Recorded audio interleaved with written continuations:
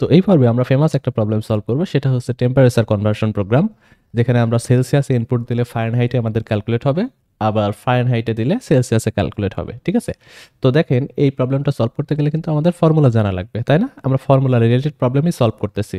যেমন হচ্ছে আমরা বৃত্তের প্রোগ্রাম করলাম, তারপরে গোলকের প্রোগ্রাম করলাম, সবগুলোই ফর্মুলা ইউজ করছি। ঠিক এরকমই আমরা ফর্মুলা ইউজ করে এটা করব, এবং এটার ফর্মুলা কিন্তু আমরা ছোটোবেলা থেকেই জানি, টেম্পারেচার কনভার্সনের ফর্মুলা। তো আমি এখানে লিখতেছি, এটা হচ্ছে C/5 C for Celsius equal to F-32/9, তাই না? তো আমাদের এখানে সেলসিয়াসের মান মানে সি এর মান দিলে এফ এর মান আমরা ক্যালকুলেট করতে পারি সমীকরণ থেকে আড়াআড়ি গুণটুন করে। আবার যদি আমরা ফারেনহাইটের মান দিই, তারপরে সেলসিয়াসের মানও ক্যালকুলেট করতে পারি। তো আমরা প্রথম যে প্রবলেমটা লিখবো বা প্রোগ্রামটা লিখবো, সেটা হচ্ছে সেলসিয়াসে দিব, ফারেনহাইটে বের করব। তো আমরা জানি যার মান বের করি সেটাকে বামে, আর যেটার মান দিব সেটাকে ডানে রাখবো। তো সেলসিয়াস দিব, তো সেলসিয়াস ডানে থাকবে, সোজা কথা। তো আমরা আড়াআড়ি গুণ করে দিই, এই 9টা উপরে নিয়ে যাই, তাহলে হবে 9C/5 ইকাল টু F-32, তাই না? তো আপনি এভাবেই রাখতে পারেন, ওই 32কে এপাশে এনে প্লাস করতে পারেন।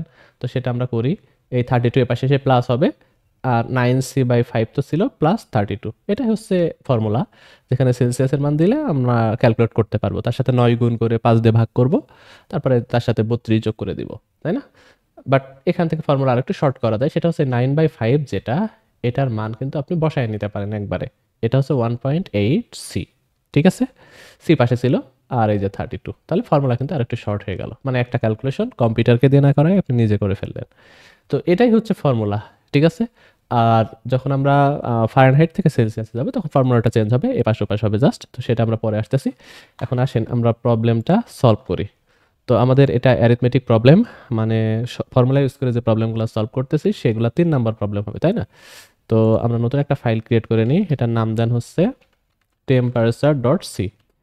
তো প্রথমে আমরা বেসিক কোডটুকু লিখে নিব, hash include stdio.h void main, right?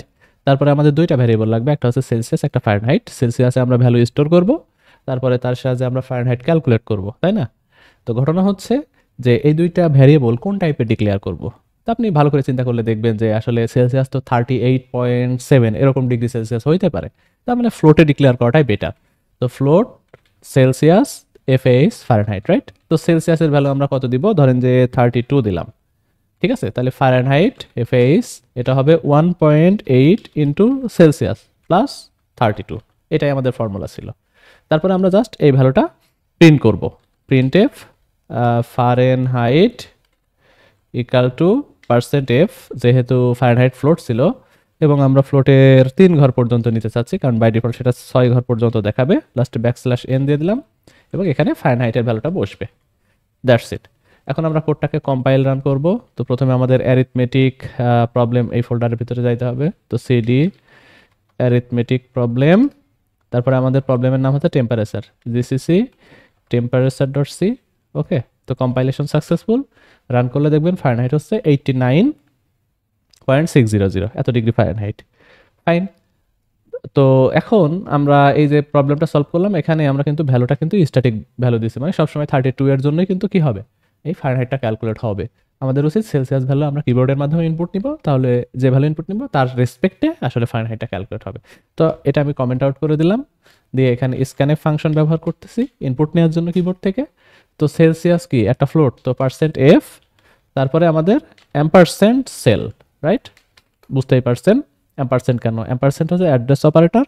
তো সেলসিয়াস যেখানে আছে, যেই অ্যাড্রেসে কম্পিউটার মেমোরিতে বা র্যামে, সেই জায়গাতে আমরা ভ্যালুটা রাখবো কিবোর্ড থেকে ইনপুট নিয়ে, রাইট? তো এটার অ্যাডভান্স কথাবার্তা পরবর্তীতে বলবে যখন আমরা পয়েন্টার পড়বো, সেখানে আসলে অ্যাড্রেসের কাজ কাম। তো আপাতত এতটুকুই, ইনপুট নেওয়ার সময় আমাদের পার্সেন্টটা দিতে হবে। এখন আমরা যদি কোডটাকে কম্পাইল করি, তারপরে রান করি, দেখবেন আমার জন্য ওয়েট করতেছে একটা ইনপুট নেওয়ার জন্য। তো আমি এখন দিলাম 45, আচ্ছা কম দিই, ধরেন যে কত আমাদের শরীরে তাপমাত্রা 38, তো এরকম, তো 38 দিলাম, 38.5 এরকম দিলাম। তো ফারেনহাইট হচ্ছে 101, আচ্ছা 38 এর থেকে কম, আসলে 38 তো আমাদের গায়ে জ্বর চলে আসছে, 101 হয়ে গেছে। তো কত এটা, মনে হয় 36, আমি জানি না, আমার মনে পড়তেছে না, 36.5, হ্যাঁ এরকমই 36 এর মতো। তো ঠিক আছে, এই আমাদের ক্যালকুলেশন। এখন আমরা এইটা যে কোনো একটা মনে রাখি, 97.7কে আমরা 36.5 পাচ্ছি, তাই না? এখন আমরা উল্টা ক্যালকুলেশন করবো, এরকম আনার ট্রাই করব। তো সেজন্য আমাদের ফর্মুলাটা কি হবে সেটা একটু দেখে নিই। খেয়াল করেন, এখানে কিছুই না, কি হবে, এই 32টা এই পাশে আসবে।